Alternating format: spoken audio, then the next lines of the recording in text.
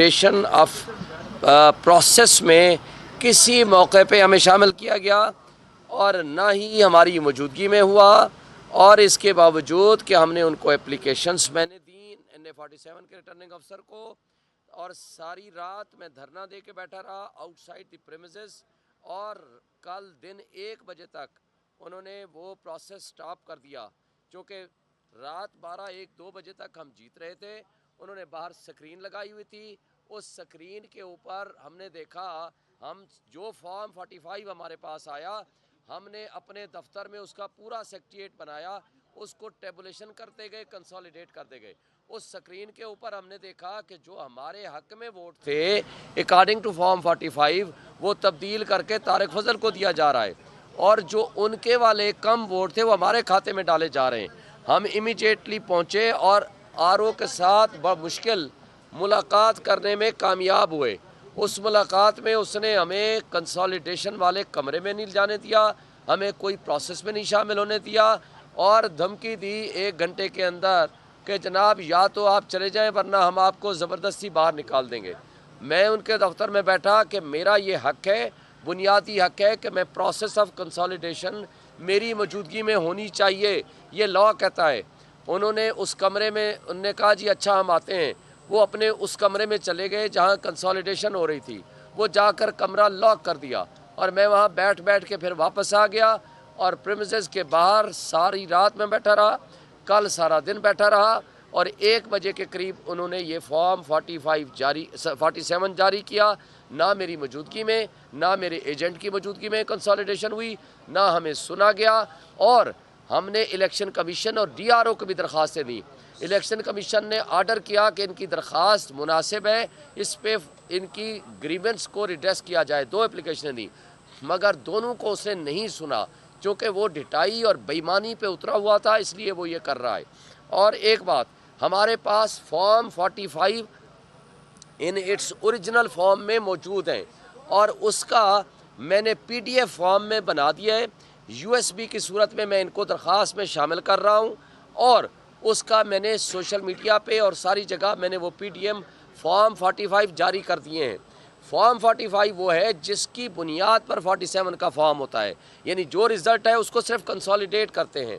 और ये फॉर्म 45 सिर्फ ये नहीं है मुझे मिला, यही तारिक फजल को मिला, यही मुस्तफ़ा नवाज़ खोखर को मिला, यही जमात इस्लामी के काशिफ चौधरी को मिला, यही पीपल्स पार्टी के सिब्तुल हसन को मिला, और यही तहरीक लब्बैक के खावर को मिला, और तमाम बाकी इंडिपेंडेंट्स को भी। यानी सेम फॉर्म 45 होता है जो सबको मिलता है, और उसके मुताबिक फिर 47 जारी होता है।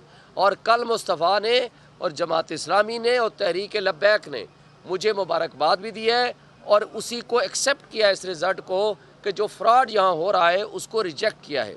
और हम आइंदा का लाहेअमल भी बनाने जा रहे हैं, उसमें हम इंशाअल्लाह इन तमाम जो पॉलिटिकल पार्टीज़ के नुमाइंदे हैं इनको भी शामिल करेंगे कि वो भी हमारे एहतजाज में शामिल हों। मैं इस वक्त आपको सिर्फ पढ़ के बता दूं, जो NA-47 का रिज़ल्ट अकॉर्डिंग टू फॉर्म 45 मौजूद है, जो मैं आपको बताना चाह रहा हूं, वो सिर्फ आप सुन लें। इसके मुताबिक जो हमारे पास रिज़ल्ट है,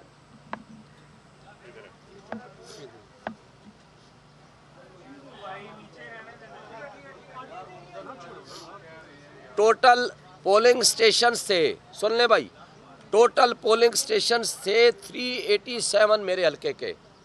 NA-47 के टोटल पोलिंग स्टेशन थे 387। रिज़ल्ट जो हमें ऑफिशियल ऑथेंटिक ओरिजिनल फॉर्म में मिला, बाकी एक कॉपी है, अभी उसको एक को शामिल नहीं किया, 386 यानी 386 जो पोलिंग स्टेशन है उसका अकॉर्डिंग टू फॉर्म 45 रिज़ल्ट हमें मिला, एक को हम अभी शामिल नहीं किया। ये रिज़ल्ट बनता है 99.74%। और इसका जो मुझे वोट पड़े हैं एक पोलिंग स्टेशन के अलावा, उसमें भी हम जीते हैं, यानी इसमें 500-700 वोट बढ़ जाएगा। हम जो वोट मैं ले रहा हूँ 1,04,351 1,04,351 मेरे मत मुकाबिल जो तारिक फजल ले रहे हैं अकॉर्डिंग टू फॉर्म 45, जो कि सबको यही जारी हुआ विदाउट ऑब्जेक्शन। ये एक बात जहन में रहे, ना PMLN ने ना किसी और पार्टी ने इसके ऊपर ऑब्जेक्शन फाइल किया। उनको मिले हैं 51,253।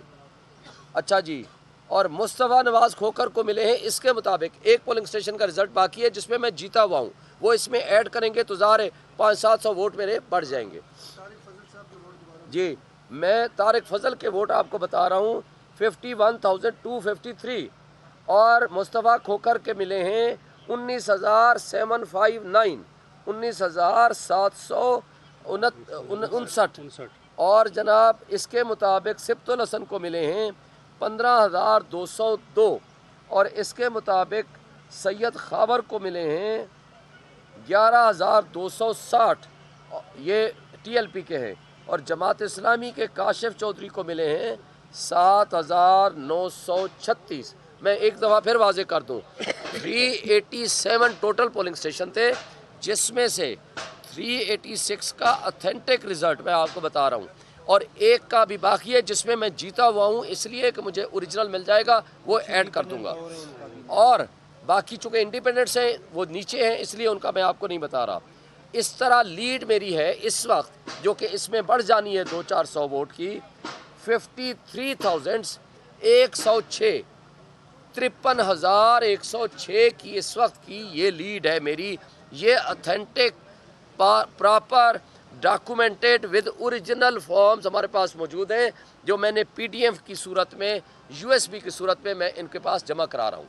मैं अब आपको सिर्फ एक बात बताना चाहता हूँ, अफसोस से कहना पड़ता है कि जो डाका जनी कल हुई है, जो दिन को और रात को जो कुछ किया गया, ये मुल्क की जड़ें खोखली करने के मुतरादिफ है।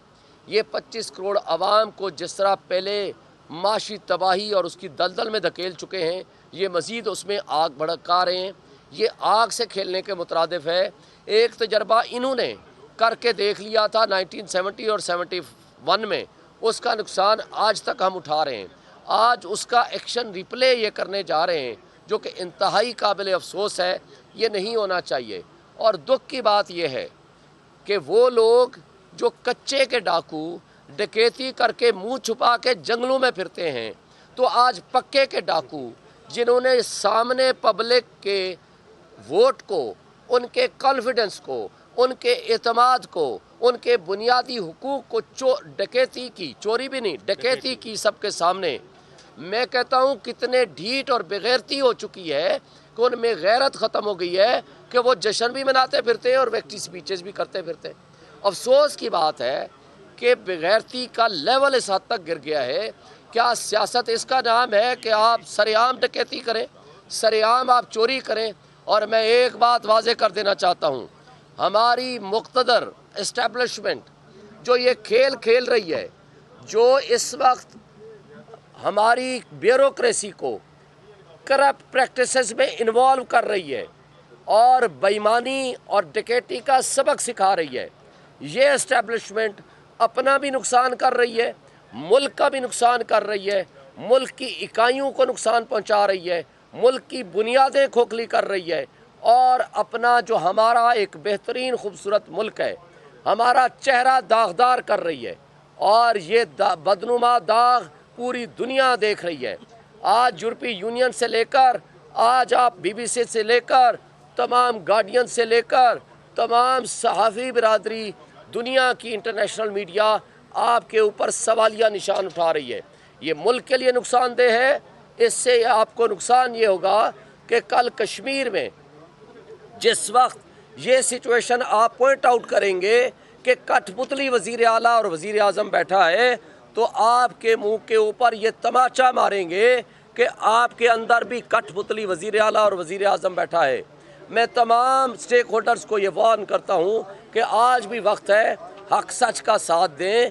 जो हमारी ब्यूरोक्रेसी में अब ये जान बाकी नहीं रही कि वो ताकतवर के सामने स्टैंड कर सके, हक सच का साथ दे सके, गुड गवर्नेंस कर सके, और जो ट्रू सेंस में एक सही फैसला करने की सलाहियत से महरूम हो चुके हैं, जो कि इंतहाई गलत है। मैं कहता हूँ ये ब्यूरोक्रेसी सबसे ज़्यादा मुल्क को नुकसान देगी, इस्टेब्लिशमेंट उससे ज़्यादा नुकसान दे रही है। अब आखिरी उम्मीद, और इलेक्शन कमीशन भी हमारी बात नहीं सुन रहा। आज मैं इनसे रिक्वेस्ट करता हूँ कि आपकी जिम्मेदारी प्राइमरी है, free fair and transparent elections कराएं। आज हम आपके पास एविडेंस ला रहे हैं, हम आपके लिए आज इम्तिहान है। इस एविडेंस की बुनियाद पर आप सही फैसले करें और वो सही फैसले मुल्क के मफाद में होने चाहिए। लेकिन आखिरी उम्मीद अदलिया बाकी रह गई है। मैं सुप्रीम कोर्ट के मुंसिफ आज़म से भी पूछता हूँ, आपने इन्हीं DRO और RO को कहा था कि ये तो फरिश्ता नुमा लोग हैं, इन्हीं से इलेक्शन होने चाहिए। क्या ये लोग जो इलेक्शन को चोरी करने में मुलव्वस पाए गए हैं, डाका जनी में मुलव्वस पाए गए हैं, क्या आप इनके खिलाफ कोई एक्शन लेंगे? क्या आज रात को आप अदालत खोलेंगे? आप अदालत खोलें, मैं आपको सबूत दूंगा। आप कहते हो ना आप सबूत लाओ, मैं आपके सामने ज़िंदा सबूत खड़ा हूँ, सबूत के साथ आपके पास मैं पेश हूँगा। उस सबूत को अगर आप मानते हो तो इनके खिलाफ आप एक्शन करो, इनको आप जेल में भी डालो, इनके खिलाफ डिसिप्लिनरी प्रोसीडिंग्स भी करो, और फिर हम मान जाएंगे कि आप मुंसिफ की कुर्सी पे इंसाफ करने के लिए बैठे हुए हैं। अगर आप इसमें इंसाफ नहीं करेंगे तो इस मुल्क के इंसाफ और कानून को जितना नुकसान पहुंचेगा वो इर्रेपरेबल लॉस होगा। लोग बददिली फैलेगी, मायूसी होगी। पहले ही हमारे मुल्क में 15 लाख से ज़ायद अफराद प्रोफेशनल्स मुल्क छोड़ के भाग चुके हैं, और कैपिटल फ्लाइट इतनी हो चुकी है कि आपका सारा सरमाया लोग उठा करके मुल्क से बाहर जा रहे हैं। माशी तबाही और बेरोज़गारी ऑलरेडी हो चुकी है, और एक ही वाहिद उम्मीद है, वो है अवामी इनकलाब। अवामी इनकलाब आ चुका है, इमरान खान आज जीत चुका है। आज भी मैं उनसे कहता हूँ, जाएं इमरान खान से माफ़ी मांग लें ताकि आपको माफ़ कर दिया जाए और मुल्क आगे बेहतरी की तरफ चल पड़े। एक सवाल बुखारी साहब बात कर लें, बुखारी साहब बात कर लें। आ जाए जी। औज़ु बिल्लाहि मिनश शैतानिर रजीम, बिस्मिल्लाहिर रहमानिर रहीम, इय्याका नअबुदु व इय्याका नस्तईन। बड़ी कॉम्प्रिहेंसिव बात शुएब भाई ने कर दी जी। ये इस्लामाबाद के अंदर मैं हल्का NF48 से इमरान खान साहब का कैंडिडेट हूँ, और अल्हम्दुलिल्लाह मैं कॉम्प्रिहेंसिव ऑलमोस्ट 50,000 की विक्ट्री से जीता हूँ जी। और इसके एविडेंस जो है वो हम सबसे पहले लेकर आए, और हमने फॉर्म 45 जो है वो इकट्ठे किए। इकट्ठा करने के बाद हमने उनकी PDF भी बनाई और सर्कुलेट भी कर चुके हैं, और वो सारे के सारा अभी जो है वो सोशल मीडिया पे जितने हमारे जर्नलिस्ट हैं उनके पास भी आ चुका है। और एक चीज़ बता दूं कि ये जो फॉर्म 45 है ये प्रॉपर अथेंटिकेटेड डॉक्यूमेंट है, इस पर अंगूठे साइन हुए हैं, और इसके अंदर रिज़ल्ट कंक्लूड हुआ है। जो रात को हमें रिज़ल्ट मिला, इन्होंने जो रिज़ल्ट 47 फॉर्म इशू किया है वो 45 की बेस पे होता है। हमें तो बुलाया ही नहीं, ना ही कोई मीडिया का बंदा वहाँ पर था, ना ही हमारा कोई एजेंट वहाँ पर था, ना ही हम खुद कैंडिडेट थे। मैं 3 दफ़ा गया, और जो हमारा RO था उसने अंदर जाने नहीं दिया, उसने कहा आप अंदर नहीं आ सकते। जो रिजल्ट जिस तरीके से डिस्प्ले हुए वो शेख साहब आपको बता चुके हैं। मैं सिर्फ आपको बता दूं कि जो कंक्लूजन आया हमारे पास हल्का NF48 के अंदर टोटल पोलिंग स्टेशन थे 261। मैं आपको ऑफिशियल रिजल्ट बता रहा हूँ, जिसके ऊपर ऑथेंटिकेटेड डॉक्यूमेंट इसलिए कह रहा हूँ, यही रिजल्ट मुस्तफा नवाज खोकर के पास था, यही रिजल्ट जो चोरी से MNA बनाने की कोशिश की जा रही है जिसके पास राजा खुर्रम उसके पास भी था, यही रिजल्ट जो है वो TLP के कैंडिडेट के पास है, यही रिजल्ट जो है जमात इस्लामी के कैंडिडेट के पास भी है, और यही रिजल्ट बाकी जो आज़ाद है उनके पास भी है। इसके अंदर 74,425 वोट्स मेरे थे। 4 पोलिंग स्टेशन जो मैं और जीता हूँ वो इसमें ऐड होने हैं अभी, और 30,345 वोट जो है वो राजा खुर्रम साहब के थे। 16,419 वोट जो हैं वो मुस्तफा नवाज खोकर साहब के थे। 12,894 वोट जो हैं वो TLP के थे। 19,795 वोट जो हैं मुतफरक और इनके साथ जमात इस्लामी के थे। सो ये कॉम्प्रिहेंसिव विक्ट्री है। ऑलमोस्ट 50,000 के लगभग वोट जो हैं हमारे जो हैं वो एक्स्ट्रा हैं, हमारे उनसे ज़्यादा है, और हमने अल्हम्दुलिल्लाह इलेक्शन जीता है NF48 से। लेकिन हैरत ज़दा बात यह है कि ये जो RO जिन पे हमें डे फर्स्ट से एतराज़ था, इनको जब हमने एप्लीकेशन दी, जब हमने इनको टच किया, इनका रिस्पांस हमेशा नेगेटिव आया। ये ब्यूरोक्रेसी है, ये सरकार के मुलाजम है, ये आप लोगों के मुलाजम है, पब्लिक एक्सचेकर से इनके पैसे दिए जाते हैं। ये पार्टी नहीं बन सकते, या किसी कैंडिडेट के टाउट नहीं बन सकते। इनका काम है जो इनको वो काम करना चाहिए। इलेक्शन जीतने के बाद हमें सुबह पता चला कि जनाब यहाँ तो रिजल्ट ही उल्टा हो गया। जिसकी 30,000 वोट थी उसको 70,000 वोट कर दी, जिसकी 70-80,000 वोट थी उसको 57 पे कर दी। आप कौन होते हैं कॉन्स्टिट्यूशनल चीज़ों के अंदर इन्वॉल्व होने वाले? आपके किस तरह आपने ये इतना बड़ा गबन किया, डाका मारा लोगों की वोट के ऊपर, जो हमारा कॉन्स्टिट्यूशनल राइट है fair free and transparent election constitution ये कहता है हमें, लोग अपनी मर्जी से आज़ादाना वोट डालें, ये कहता है कॉन्स्टिट्यूशन हमें। और कोई भी कॉन्स्टिट्यूशन सीट पे बैठा हुआ शख्स वो कॉन्स्टिट्यूशन से बालातर नहीं हो सकता, वो कॉन्स्टिट्यूशन के ताबे है, जिस तरह आप ताबे हैं, मैं ताबे हूँ। इसलिए किसी के हक के ऊपर डाका नहीं मारने देंगे। हम हाई कोर्ट भी गए, वहाँ भी पटिशन डाली, हमने कल भी ECP में एक एप्लीकेशन डाली, हमने RO के ऑफिस जाके एप्लीकेशन दी तो पता चला RO ऑफिस साहब का ऑफिस बंद हो गया, DC ऑफिस जाके दें। ये हैं आपके अवामी खिदमतगार, जो आपके ब्यूरोक्रेसी जिनको कहते हैं। मैं कहता हूँ कि जो ब्यूरोक्रेसी के अंदर भी, क्योंकि इंस्टीट्यूशन है वो भी एक, उन्होंने मुल्क चलाना होता है। इंटीरियर सेक्रेटरी साहब को भी चाहिए कि ऐसे लोग जो हैं जो करप्ट प्रैक्टिसेस में इन्वॉल्व हुए हैं, इनके खिलाफ इंक्वायरी हो, ये सस्पेंड नहीं डिसमिस हो, ताकि अगले लोगों के लिए इबरत का निशान बने। इंशाल्लाह हम इसको फुल परस्यू करेंगे। हम सारे डॉक्यूमेंट्स आज एप्लीकेशन दे रहे हैं, सारे RO फॉर्म्स हम जो हमारे फॉर्म 45 हैं वो सबमिट करेंगे इंशाल्लाह, और अल्लाह ने चाहा तो ये फतह हमारी है, इसको चोरी नहीं होने देंगे। बहुत शुक्रिया। देखें जी, इंसाफ मिलेगा हमें, इंसाफ मिल गया हमें, लोगों ने वोटें दे दी। ये RO जो हमारे फॉर्म 45 हैं वो किधर लेके जाएंगे? मेरे मुखालिफ कैंडिडेट थे मुस्तफ़ा नवाज़ खोकर साहब, सबसे पहले उन्होंने ट्वीट करके कहा कि मैं हारा हूँ। हाँ मैं हारा हूँ, लेके जहाँ तो मेरे उनके पास भी रिजल्ट मौजूद है। उन्होंने कहा कॉम्प्रिहेंसिव 40-50 हज़ार की विक्ट्री अली बुखारी की। कैसे आप कह सकते हैं इंसाफ? कौन नहीं दे सकता? मुझे आप बताएं। जहाँ फाइलें आपके सामने रख देता हूँ मैं, सबको मैंने कॉपीज़ भेजी, सॉफ्ट कॉपी पूरे पाकिस्तान में, पूरी दुनिया में, इंटरनेशनल मीडिया के पास भी पढ़े, डिनाई कर दें उसको।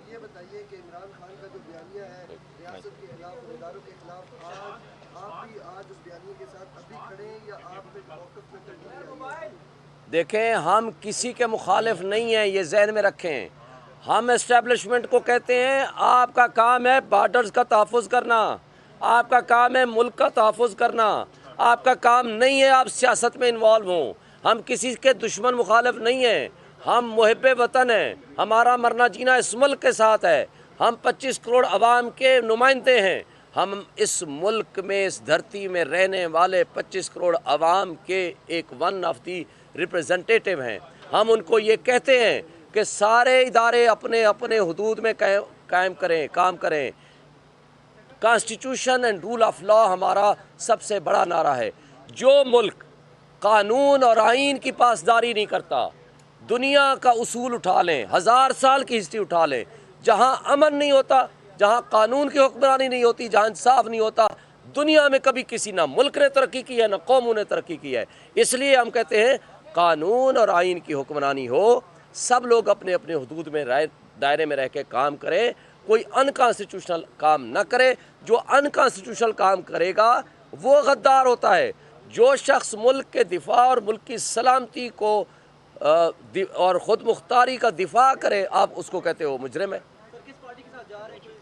ये हम आज लाहेअमल बना रहे हैं, आपको सामने समझ आ जाएगा और इंशाल्लाह आपको इन्फॉर्म भी करेंगे। और एक सवाल उन्होंने किया, हम हर तरीका अख्तियार करेंगे, लीगल हम कर रहे हैं, सड़कों पे आना बिल्कुल करेंगे, और तमाम जो हमारे पास एवेन्यूज़ और तरीक़ाकार प्रोटेस्ट के पुरअमन मौजूद हैं वो हर एक हम अडॉप्ट करेंगे। हम किसी सूरत डाका ज़नी को बर्दाश्त नहीं करेंगे। ये मुल्क को तबाही की तरफ धकेलने के मुतरादिफ है, और जो लोग इस मुल्क के साथ खेल रहे हैं, मेरी आपके बच्चों के मुस्तकबिल के साथ खेल रहे हैं, उनको हम माफ़ नहीं करेंगे। पुरअमन जिद्दोजहद हमारा हक है और हमारे पे फ़र्ज़ है कि हम उन लोगों के हुकूक़ के तहफ़्फ़ुज़ के लिए पुरअमन जिद्दोजहद करें। बताइएगा कि हुकूमत कैसे बनाएंगे? आपकी पार्टी नहीं है, आपके पास इंतखाबी सिंबल नहीं है, KPK में मेजॉरिटी आ गई है, तो आज़ाद उम्मीदवारों की हुकूमत कैसे? भाई हुकूमत बनती है नेशनल असम्बली और प्रोविंशियल असम्बली के वोटों से, वो हमारे पास है। हम एक रजिस्टर्ड पॉलिटिकल पार्टी हैं। इलेक्शन कमीशन ने और सुप्रीम कोर्ट ने सहूलतकारी करते हुए उन डाकुओं को वाकओवर देने के लिए ये कहा कि जनाब PTI ख़त्म हो जाएगी, लोग हमें वोट नहीं देंगे। आपने फ़र्क देख लिया। ये होता है अवामी इनकलाब, ये होता है रेफरेंडम। लोगों को शऊर आ चुका है, लोग उठ खड़े हुए हैं। जिन लोगों को इन्होंने एक दिन कंपेन नहीं करने दी, हज़ारों की लीड से वो जीत गए हैं।